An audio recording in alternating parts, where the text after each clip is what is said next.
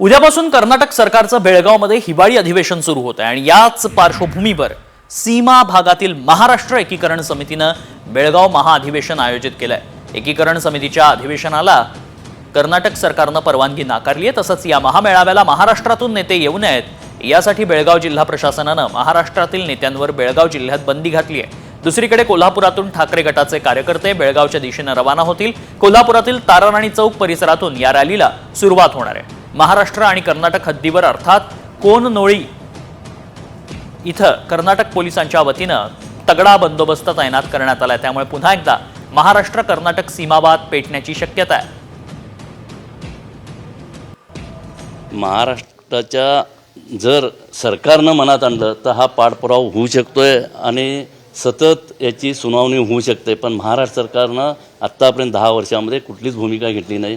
2023 साली फेब्रुवारीमध्ये एक तज्ज्ञ कमिटीची बैठक झाली।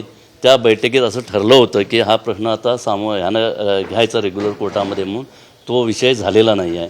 तेव्हा यापुढे तरी नवीन सरकारनं करावं आणि मागच्या सरकारमध्ये जे आमचे हे होते समन्वय मंत्री ते वेळी आहेत जवळपास, तेव्हा या लोकांनी प्रयत्न करावा असं आम्ही त्यांना कळकळीची विनंती करतो।